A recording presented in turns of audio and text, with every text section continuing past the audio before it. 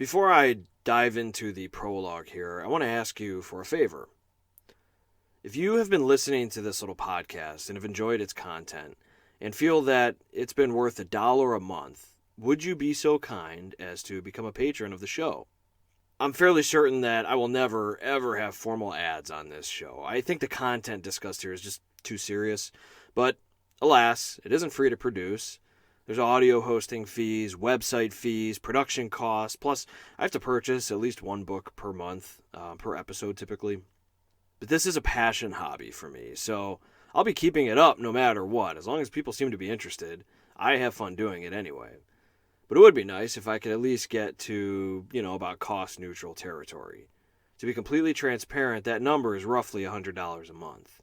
To become a patron, you can find the link on my website at writteninbloodhistory.com, or you can go to patreon.com/writteninbloodhistory.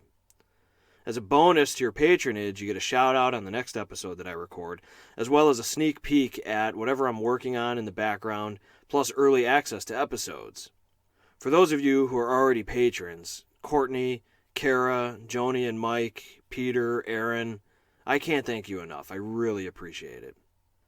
Okay, so that's my sales pitch. On with the show. Most people, I think, know that Tolkien fought in World War I at the Somme, but I think way less of us can speak with any intelligence about the Battle of the Somme itself. So many of the World War I battles resemble each other, bearing all the hallmarks of trench warfare. Ever since Dan Carlin's blueprint for Armageddon, which is amazing, by the way, and if you haven't listened to it, you haven't truly lived, but ever since then, I've possessed a morbid fascination with World War I, and I've always wanted to do an episode on Tolkien, and so the Somme provides me with both opportunities. What is it about the world given to us by Tolkien? It's fantasy fiction, but that term doesn't seem to define it well enough. Tolkien, if I may be so bold, would say that his works, like other great mythology, is truth. Truth insofar as his tales transmit truth. And on another level, his stories are something of a biography of the author, and therefore true in another way as well. And so, as I always try my damnedest to do in this little history show, I'm going to attempt to relate to you the fabric of a man. Who he was, what he believed, what he wanted, what he loved, what he hated, and how all of his experiences were distilled into a body of work that exists in a class of its own. I present to you Tolkien, Mythmaker in the Somme.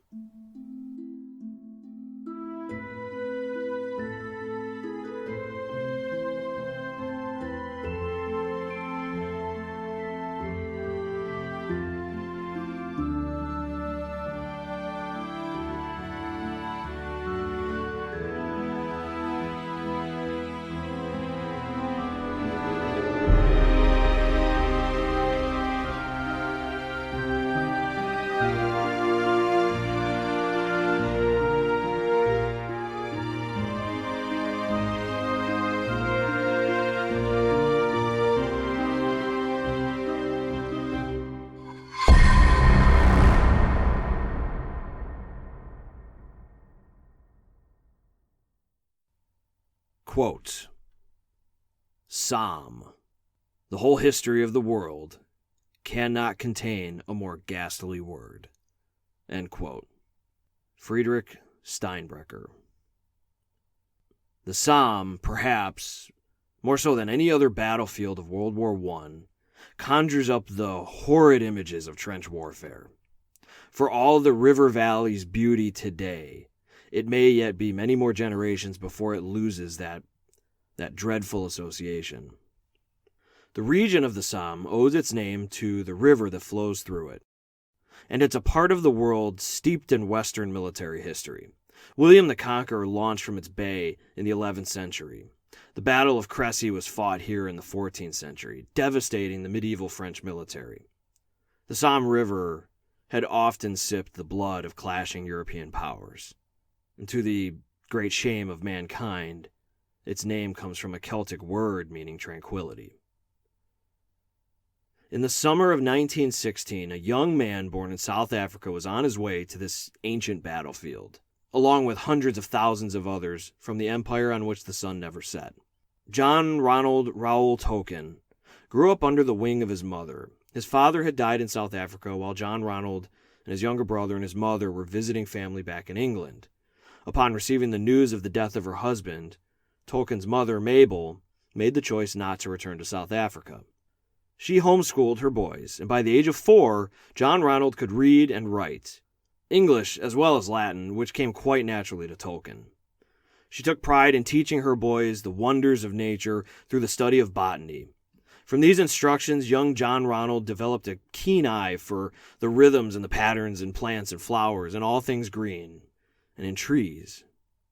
For hours at a time, the boy would sit and talk to trees as if there were some spirit trapped inside their bark, imparting to him a hidden wisdom. He developed a habit of drawing the trees that he loved, and finding that he actually had quite the artistic talent.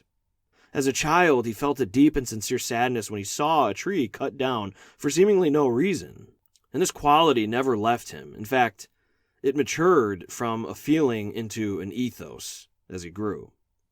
When not speaking Latin or Tree-ish, he spent his days picking mushrooms or spying on the mill hand who worked at the ancient mill in Sarehole. Tolkien and his brother named the mill hand the White Ogre, who would chase the boys off whenever they came around. As a boy, Tolkien read a lot, but too often was disappointed in what was available to him. He couldn't connect with the stories like Alice in Wonderland, and he hated the likes of Treasure Island. As often as he could, he would throw himself into more noble tales of dragons and knights. But with such stories hard to come by, Tolkien, the boy, attempted to write his own. Quote, I remember nothing about it except a philological fact. My mother said nothing about the dragon, but pointed out that one could not say a green great dragon, but had to say a great green dragon. I wondered why, and still do. The fact that I remembered this is possibly significant, as I do not think I ever tried to write a story again for many years, and was taken up with language. End quote. From thenceforth, the study of language and words was his passion. Why is English arranged as it is? Which parts come from German and which parts come from French? And further, why was German German and why was French French?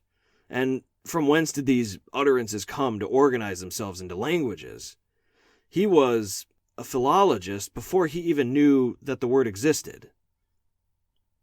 In December of 1915, the French and British allies had conceived a plan to launch a massive unified offensive against the German line in the Somme. The goal of the offensive was to break open the German lines and penetrate enemy territory and end the wretched stalemate of trench warfare. But by February, the Germans forced the Battle of Verdun, drawing the French forces away from the planned offensive, leaving the British Expeditionary Force to handle the bulk of the fighting that would be coming in the Somme. Nonetheless, the Somme offensive was still a go, but now the goal was simply to draw the Germans away from Verdun through attrition. Germany, in all likelihood, would have had enough troops to throw at the Somme to decisively repel a British offensive, had it not been for a last-minute June offensive launched by the Russians on the Eastern Front, known as the Brusilov Offensive. It's a battle which would cost the Russians 1.5 million casualties. The commencement of the Great War had forced the British Army to swell from a nearly non-existent army to millions strong in just a few short months. Many new recruits were inexperienced, though eager, and rose to leadership positions simply out of necessity to fill a void. John Ronald Tolkien was one of these men and was barely through with his honeymoon with his new wife, Edith Bratt.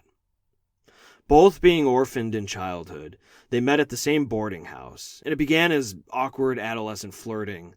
From their windows, as his was above hers, they could talk to each other into all hours of the night. The pair developed a special whistle when one wanted to talk, beckoning the other one to the window for some urgent discussion. As young adults, they would sneak away and sit together on balconies, throwing sugar cubes into the hats of passersby. In a letter to Edith, Tolkien remembered, quote, My first kiss to you, and your first kiss to me, which was almost accidental, and our good nights, when sometimes you were in your little white nightgown, and our absurd long window talks, and how we watched the sun come up over the town through the mist, and Big Ben tolled hour after hour, and the moths almost used to frighten you away, and our whistle call, and our cycle rides, and our fire talks, and the 3 great kisses." End quote. Though the two were clearly in love, marriage was put on hold by Tolkien's legal guardian, Father Francis, who was determined that John Ronald would be attending Oxford and could afford no distractions. And so, romance would have to wait, as all of his efforts would be towards a scholarship. Edith, being a few years older than John Ronald, and on top of that being a Protestant, was a poor match for him anyway, at least from Father Francis's perspective. While working on his scholarship, he took part in the King Edward's debate classes, traditionally held in Latin, which Tolkien found boring. So, in one debate, playing the part of a Greek ambassador, he debated in fluent Greek, and at other times, he was said to break into Gothic or Anglo-Saxon or whatever the character called for. And so, to the surprise of no one, this very gifted young man at long last gained his treasured Oxford scholarship. As the Battle of Verdun raged, Germany had a sneaking suspicion that an offensive against them on the Somme was imminent. It was in fact revealed in German archives that an Allied defector told them as much. And so they doubled and tripled the amount of barbed wire, and they used a thicker gauge. And higher these menacing razor knots rose. One trench line had been increased to 3, and each trench was dug 150 to 200 yards apart and reinforced with concrete bunkers and parapets. The second and third trench lines were intentionally dug to be outside the Allied artillery range. For Tolkien, the Great War was not his first trip to Europe. He had once gone on a backpacking excursion with his brother through the Switzerland countryside. Years later, Tolkien would remember this journey, and the mountains and the hillsides, forever etched in his mind the grandeur of the immense landscapes and the excitement felt by a young man to be among such natural wonders. Quote, "We went on foot, carrying great packs, practically all the way from Interlaken, mainly by mountain paths, to Lauterbrunnen, and so to Muren, and eventually to the head of Lauterbrunnenthal, in a wilderness of moraines. We slept rough, the menfolk, often in a hayloft or cow byres, since we were walking by map, and avoided roads, and never booked. After a meager breakfast, we fed ourselves in the open." End quote. Before leaving Switzerland, Tolkien purchased a postcard with a painting on it called Der Berggeist, the mountain spirit. It depicted an old man with a long white beard and a wide-brimmed hat and a long cloak, and speaking, it seemed, with a bit of a smirk on his face, to a white fawn. He kept this postcard for years, later writing a small note on it that simply said, "Origin of Gandalf." Though Tolkien flourished at Oxford, the various literary groups and clubs were never able to recapture the magic that was the club of his youth, of his best friends at King Edward's, the T.C.B.S., short for Tea Club Barovian Society. The T.C.B.S., at its core, had 4 primary members: John Ronald Tolkien, Christopher Wiseman, Geoffrey Smith, and Robert Gilson. And together they recited, critiqued, and studied each other's own literary creations. All manner of art and poetry was up for submission to the group. And as they grew and matured, so did their craft, and so did the T.C.B.S. They were a fellowship of the dearest friends. Though the intimacy and the spirit of the T.C.B.S. would never be equaled in his life, Tolkien, nonetheless, was always at his happiest in similar groups at Oxford and afterward. At Oxford, Tolkien had met something of a real-life Gandalf, Professor Joseph Wright. Professor Wright began working at the age of 6 as a mill hand, never being taught how to read or write. And yet by the time this self-made man had worked his way up to a professor of comparative philology at Oxford, he had already taught himself Sanskrit, Gothic, Old Bulgarian, Lithuanian, Russian, Old Norse, Old Saxon, Old and High Middle German, and Old English. This seasoned and jovial, beer-drinking spirit of a man showed the young Tolkien the path of philology, the structure, historical development, and understanding of language. Tolkien soon discovered the Finnish language and lamented that the beauty of its tongue and mythology did not belong more to England, or rather, that England did not have of its own something more like it. And so, in the margins of his spare time at Oxford, he began crafting his own language based on Finnish phonetics. As Tolkien sunk his teeth into philology, he came to recognize a truth: that languages are not made of meaningless sounds denoting this or that, but that within them are layers of forgotten histories, whispers of ancient peoples, inseparable from lore and legend. Ella Arundel, Angla Bortast, offer Middengard, monum sended. Hail, Arundel, brightest of angels, above Middle Earth, sent unto men. These two lines were discovered by Tolkien in the Crist of Cynewulf, a tome of old, obscure Anglo-Saxon poems, and they struck a deep chord within the Oxford student. Quote, I felt a curious thrill, as if something had stirred in me, half woken from sleep. There was something very remote and strange and beautiful behind these words, if I could grasp it, far beyond ancient English. End quote. Tolkien's love of the ancient extended even to his spiritual life. He was quite insistent that before they marry, Edith leave the Church of England and join the Catholic Church, calling the former, quote, a pathetic and shadowy medley of half-remembered traditions and mutilated beliefs, end quote. In literature, the only contemporary work Tolkien found enjoyable was William Morris's The House of the Wolflings, a tale of a Germanic family tribe fighting the pursuing Roman legions in a forest called Mirkwood. One day, while on a seaside vacation, Tolkien penned a poem about a mariner whose ship broke through the earthly bonds of gravity and sailed into the stars. And using inspiration from what he discovered in the Crist of Cynewulf, he called his poem The Voyage of Arundel, the Evening Star. Quote, Arundel sprang up from the ocean's cup, in the gloom of the mid-world's rim. From the door of night as a ray of light leapt over the twilight brim. And launching his bark like a silver spark from the golden fading sand, down the sunlit breath of day's fiery death, he sped from the westerland. End quote. This was the beginning of a mythology. When his friend Geoffrey Smith read the full poem, he asked him what it was about, and Tolkien said he wasn't sure, but he was going to find out. At about the same time this poem was penned, England declared war on Germany, and by 1916 all 4 members of the T.C.B.S. were enlisted into the British war effort, and 3 of them, Robert Gilson, Geoffrey Smith, and J.R.R. Tolkien, were on their way to the Somme. The last few months of 1915 for Tolkien were spent in the Officers' Training Corps, which he found of little interest. He bided his time by expanding his mythology. And by this time, he had decided that his linguistic creation, based on Finnish, was the tongue of some ancient elvish race. He knew there was a place called Valinor, and it was kept alit by 2 trees, one of moonlight, the other of daylight. For Christmas of that year, he, Wiseman, Gilson, and Smith of the T.C.B.S. were able to spend a weekend together that they dubbed a council. At this council, they passed the time by smoking, talking, and ruminating of all things art and literature. It was a precious moment for these 4 friends before they would be off to war in Europe.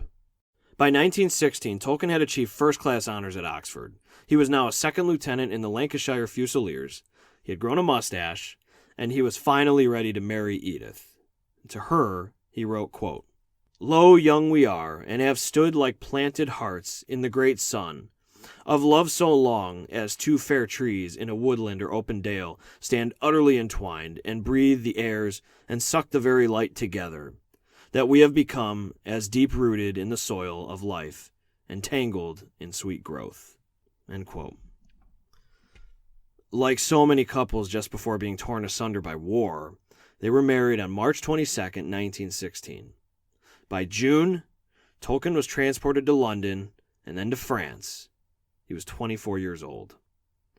Tolkien arrived in Calais on June 6th, and unfortunately, his personal gear was lost in transportation, leaving him to beg, borrow, and purchase a mattress and blankets and boots, while completely losing his other personal items that he had packed. And he hated France. His chaotic arrival probably didn't help any.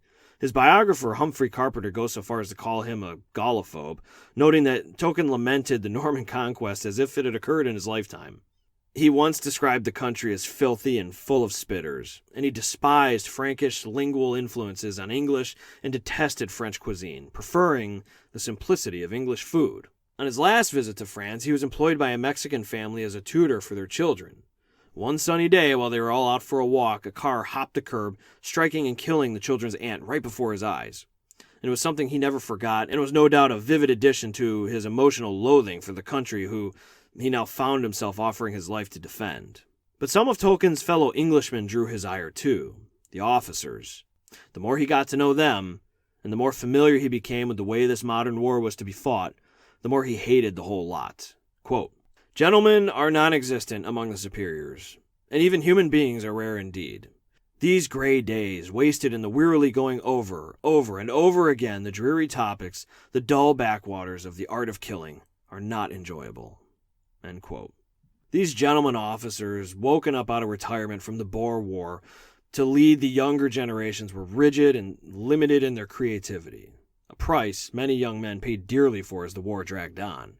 They thought little of the younger officers, and because of the British military system, officers under no circumstances were permitted to mingle with the NCOs and privates. Yet Tolkien, like all the other officers, had what was called a batman, which is something like a wartime butler or aide. They were from the NCO ranks and watched over the officers' belongings and personal well-being. They were, as Tolkien described them, the real men of the army. Quote, "My Sam Gamgee is indeed a reflection of the English soldier, of the privates and batman I knew in the 1914 war, and recognized as so far superior to myself." End quote. Tolkien had become a signaler, which, in some small way, amid the horrors of war, suited his personality. He was responsible for the transmission of messages, words, codes, flags, and even in extreme circumstances, carrier pigeons. After 3 weeks of lingering on the outskirts of France, Tolkien, along with his Lancashire Fusiliers, finally departed by train to the front. The trip was slow and miserable, stopping for hours at a time for seemingly no reason. It wasn't long before they could hear the distant boom, boom, boom of artillery fire, shaking the very earth. They had entered the Somme. Carpenter describes what this entrance was like. Quote, "Tolkien's battalion disembarked in Amiens and were given food from cookers in the main square, and then marched out of the town, heavily laden with their kit, stepping aside or halting when horses came by, pulling ammunition wagons and huge guns. Soon they were in the open Picardy countryside. By the sides of the straight road, the houses gave way to fields of scarlet poppies or yellow mustard. It began to rain in torrents, and within moments the dusty surface of the road changed into a white chalky mud. The war was inescapable. There were broken roofs and ruined buildings, while from the near distance came the sound that they had been approaching all day, the whine, crash, and boom of the Allied bombardment of German lines." End quote.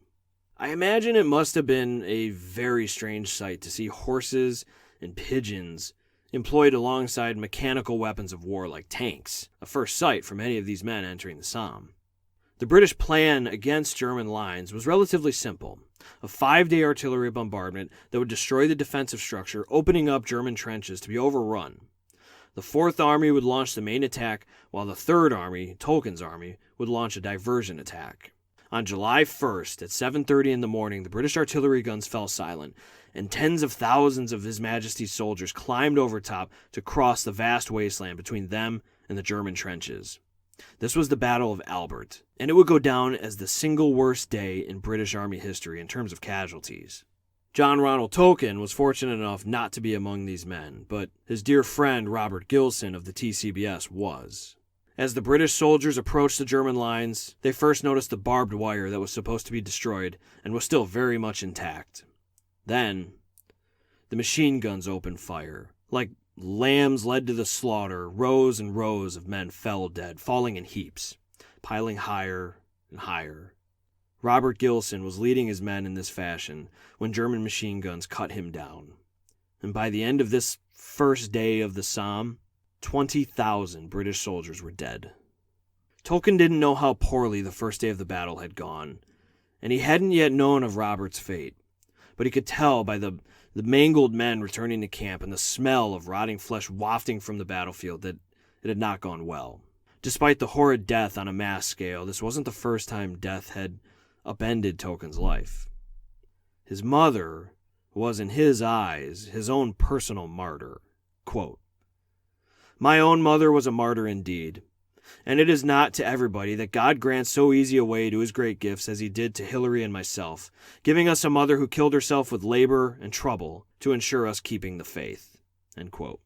Mabel Tolkien had converted to Catholicism after the death of John Ronald's father, but she struggled to find a permanent home where a single Catholic mother in an Anglican country could raise 2 boys. And so they moved from place to place and church to church, all the while barely avoiding poverty. On top of this, She was diabetic in an era before insulin shots. By the age of 34, Tolkien's beloved mother Mabel was dead. He was 12 and his brother Hilary was 10. Carpenter points out that the death of his mother imprinted upon the young John Ronald that, quote, nothing was safe, nothing would last, no battle would be won forever, end quote. Ever after, his sadness for the lot of his mother became entwined into his other passions, which, in one way or another, can find their source in the humble yet fertile childhood given to him by Mabel Tolkien. Before her death, Tolkien's mother befriended a Catholic priest who agreed to become her boy's legal guardian, Father Francis. Orphaned and left in the care of this pipe-smoking priest, and combined with the Catholic faith bequeathed to him by his mother, Tolkien's faith became an ever more critical part of his life. Many years later, after he had already become fast friends with C.S. Lewis, he found himself in theological debates with the aspiring author. By this time, Lewis had already been in an awkward transition from atheism to a vague belief in a Christian God, and yet he made the argument to Tolkien and another author, Hugo Dyson, that religion, like all other myths, though breathed through silver, are still lies. Tolkien's rebuttal to Lewis was later written down in verse in a poem that Tolkien called Mythopia. Quote, blessed are the timid hearts that evil hate, that quail in its shadow, and yet shut the gate, that seek no parley, and in a guarded room, though small and bait, upon a clumsy loom weave tissues gilded by the far-off day, hoped and believed in under shadow's sway. Blessed are the men of Noah's race that build their little arks, though frail and poorly filled, and steer through winds contrary towards a wraith, a rumor of a harbor guessed by faith. I would that I might with the minstrels sing and stir the unseen with a throbbing string. I would be with the mariners of the deep that cut their slender planks on mountains steep and voyage upon a vague and wandering quest, for some have passed beyond the fabled west. I would with the beleaguered fools be told, that keep an inner fastness with their gold, impure and scanty, yet they loyally bring to mint an image blurred of distant king, or in fantastic banners weave the sheen heraldic emblems of a lord unseen. End quote. 12 days after this theological contest, C.S. Lewis wrote of his newly acknowledged belief in Christian theology, and he cited Tolkien and Dyson for his change of heart. Within a few days of the first bloodletting of the Somme, Tolkien, to his great relief and joy, ran into another member of the T.C.B.S., Geoffrey Smith. Smith, like Tolkien, was in search of news from their friend Robert Gilson, though to no avail. And so the two together walked among the poppy fields of northern France, which still stood arrayed in all their beauty, still untouched by artillery and barbed wire. They discussed all their old favorite topics: poetry, art, beauty, truth, and now this damnable war. The very next day, John Ronald's battalion was to go over the top. July 14th was the beginning of the Battle of Besançon. The goal of this effort was to capture clusters of villages beyond the northern German line. The tactic employed would be something called a creeping barrage. And if you can, imagine a wall of explosions from field artillery, slowly moving forward with British soldiers trailing close behind, across no man's land. And once the barrage let up, the soldiers were to dash forward and swarm the German trenches. Tolkien went over top with the rest of his men, and his job was to maintain a line of communication with command. But all his training proved very quickly to be utterly useless. All was disorder and chaos. His equipment was covered in thick mud, and wires were disconnected and frayed. And even if he could get the radios to work, all electrical communication was suddenly prohibited due to suspicions of German wiretapping. Even Morse code was forbidden. Thus, carrier pigeons, lights, flags, and even runners were employed as the chief modes of communication. But Tolkien's frustration with his signal corps was nothing compared to the meat grinder of World War I combat. From Carpenter, quote, worst of all were the dead men, for corpses lay in every corner, horribly torn by shells. Those that still had faces stared with dreadful eyes. Beyond the trenches, no man's land was littered with bloated and decaying bodies. All around was desolation. Grass and corn had vanished into a sea of mud. Trees, stripped of leaf and branch, stood as mutilated and blackened trunks. Tolkien never forgot what he called the animal horror of trench warfare. End quote. At all times, German resistance was underestimated in the best-laid plans of the British. German barbed wire that was supposed to be eliminated was still standing, along with German machine gun positions, and the massacre continued. The Somme soon became, as one German officer described it, quote, a sunlit picture of hell, end quote.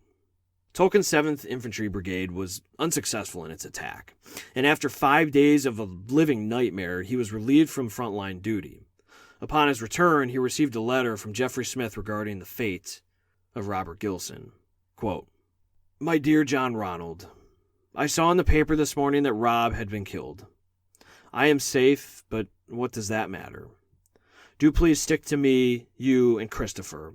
I am very tired and most frightfully depressed at this worst of news. Now, one realizes in despair what the T.C.B.S. really was. Oh, my dear John Ronald, whatever are we going to do? Yours ever, G.B.S. End quote.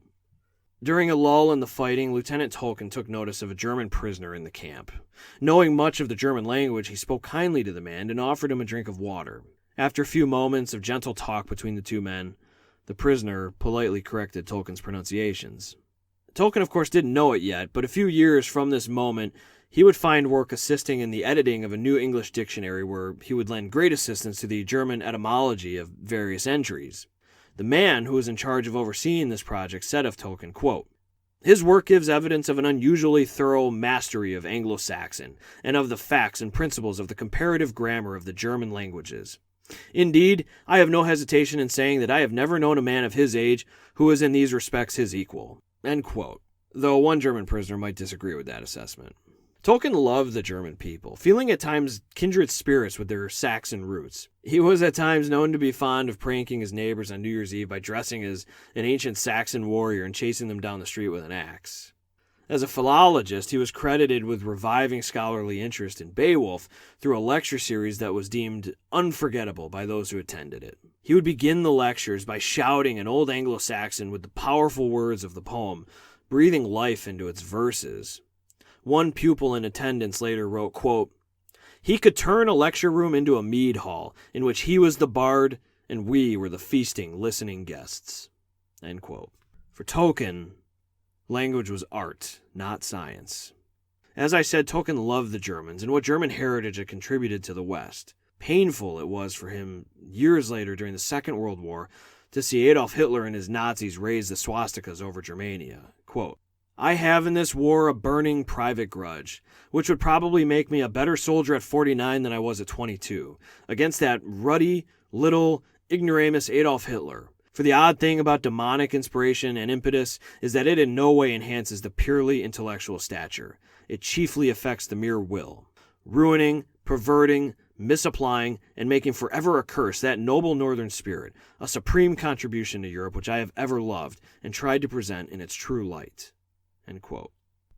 In the Somme, as the months wore on, Tolkien could probably feel his luck wearing out as more and more of his men from his regiment simply weren't there anymore. He was able to reunite with Jeffrey Smith again, but this time with the German shells exploding overhead and bullets whizzing through the air. It was a far cry from the cozy, smoky little cafe that they used to convene the T.C.B.S. in. One of the various miserable realities of trench existence was lice. Normally, at best, lice was a maddening nuisance, but at other times the parasite transmitted a bacteria to their host. Once contracted, the soldier's temperature would spike into a deadly fever. And on Friday, October 17th, Tolkien developed trench fever. The little bugs probably saved his life. And so he was shipped from the front to a hospital on the French coast, but the fever didn't let up. And so by November 8th, he was shipped back to England after serving 5 months in World War I. At about this same time, the Somme was winding down to a close, with neither side accomplishing much else than mass butchery of its soldiers. More than 300,000 dead. John Ronald Tolkien had witnessed firsthand the modern destructive power of industrial warfare, and he came to loathe it. He loathed the mines of metal behind its design. Not so many years later, he would again see his country at war with even greater machines. A war that would end with the most powerful destructive force mankind has ever wielded, atomic power. As Gandalf said, he that breaks a thing to find out what it is has left the path of wisdom.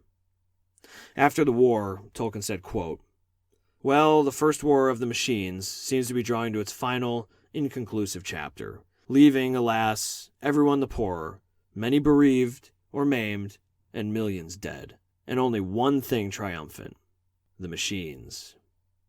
End quote. This hatred for mechanized warfare would develop into a revulsion for almost all technology. He hated automobiles and the combustion engines that powered them. He hated what they represented and how they marred his beloved English countryside, where he used to pick mushrooms and hide from ogres as a boy. For most of his life, he simply refused to even own a vehicle.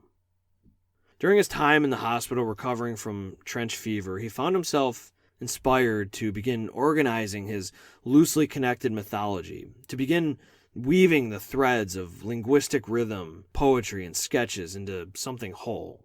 Quote, "I had a mind to make a body of more or less connected legends, ranging from the large and cosmogonic to a level of romantic fairy story.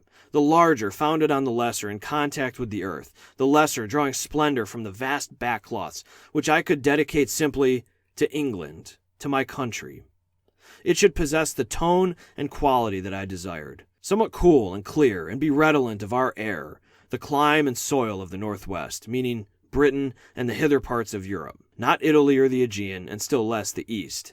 And while possessing, if I could achieve it, that fair elusive beauty that some call Celtic, though it is rarely found in genuine Celtic things. It should be high, purged of the gross, and fit for the more adult mind of a land long steeped in poetry.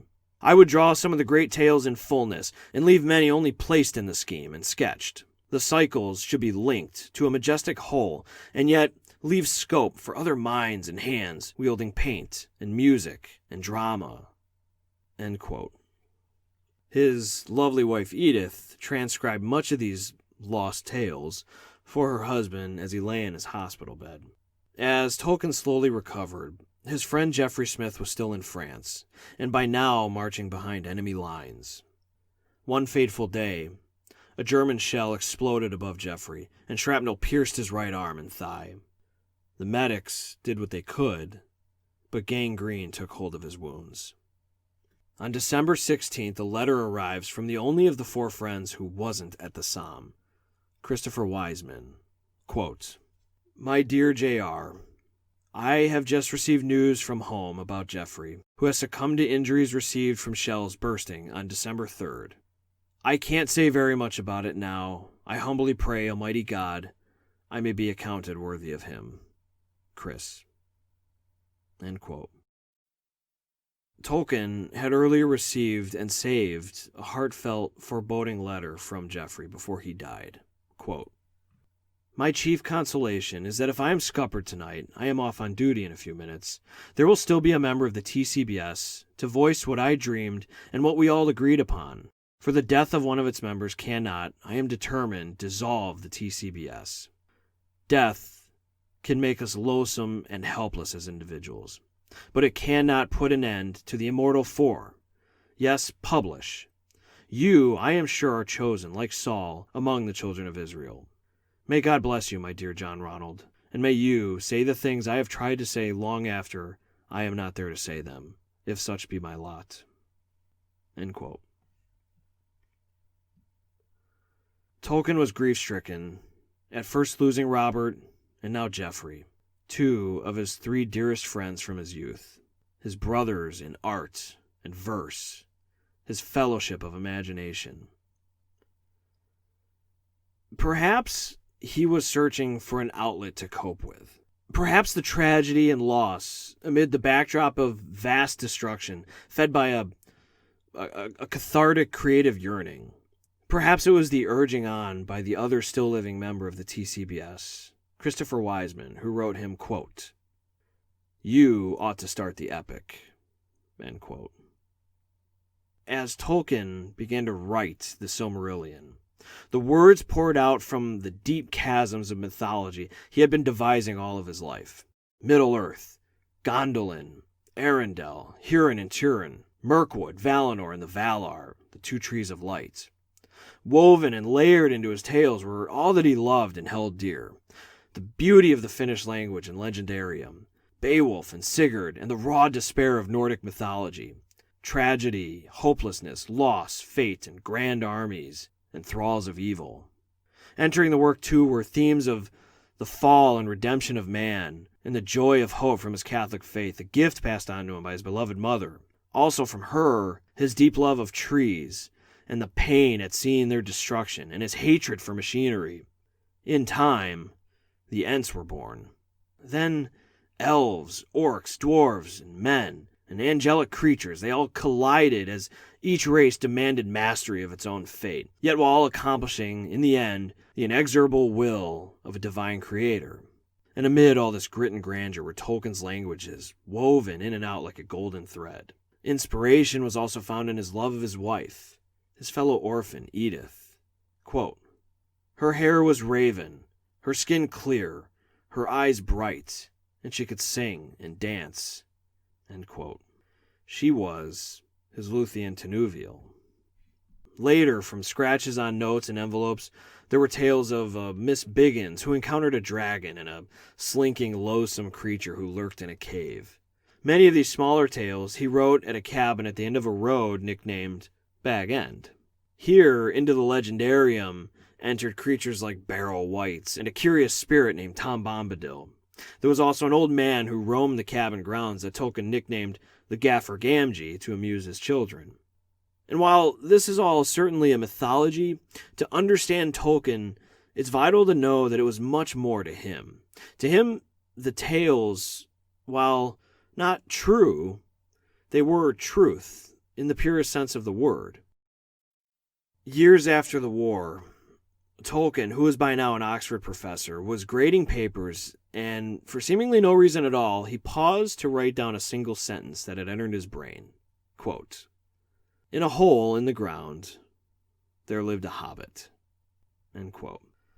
Of this moment, Tolkien later said, quote, "Names always generate a story in my mind. Eventually, I thought I better find out what hobbits were like, but that's only the beginning." End quote. He soon decided that hobbits would actually not be much different than himself. Quote, "I am, in fact, a hobbit in all but size. I like good plain food, unrefrigerated, but detest French cooking. I like, and even dare to wear in these dull days, ornamental waistcoats. I am fond of mushrooms out of a field, and I have a very simple sense of humor which even my appreciative critics find tiresome. I go to bed late, and I get up late when possible, and I do not travel much. The hobbits really are just rustic English people, made small in size because it reflects the generally small reach of their imaginations, not the reach of their courage or latent power." End quote. In the end, it took John Ronald Reuel Tolkien 12 years to compose his mythology and solidify a cohesive narrative into what would be called the Lord of the Rings. Upon its completion, he sent a copy to his friend C.S. Lewis, who had long been urging him to finish this great work. Quote, "My dear Tollers, I have drained the rich cup and satisfied a long thirst. Once it really gets underway, the steady upward slope of grandeur and terror is almost unequaled in the whole range of narrative art known to me. I congratulate you. All the long years you have spent on it are justified." End quote. Tolkien would outlive Edith by 2 years. After she died, he wrote to his son Christopher, who was named after his friend in the T.C.B.S., of the deep, romantic, and mythological significance she played in the central tale to his grand legend. Quote, "She was, and she knew she was, my Luthien. I will say no more now. I should like ere long to have a long talk with you, for it seems probable that I shall never write any ordered biography. It is against my nature, which expresses itself about things deepest felt in tales and myths. Someone close in my heart to me should know something about things that records did not record. The dreadful sufferings of our childhood, from which we rescued one another, but could not wholly heal the wounds that later often proved disabling. The sufferings we endured after our love began, all of which, over and above personal weakness, might help to make pardonable, or understandable. The lapses and darkness which at times marred our lives, and to explain how these never touched our depths, nor dimmed the memories of youthful love. Forever, especially when alone, we met in the woodland glade, and went hand in hand many times to escape the shadow of imminent death before our last parting." End quote.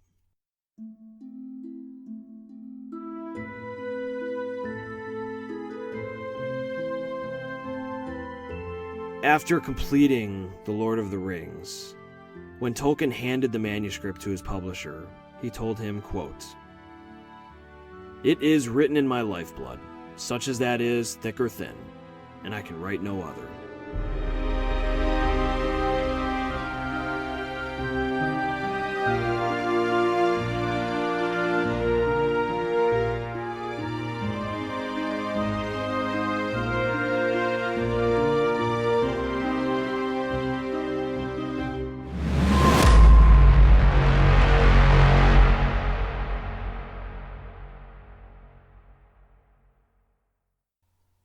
If you enjoyed the couple stanzas of Mythopia that I read, I highly recommend looking up the full poem.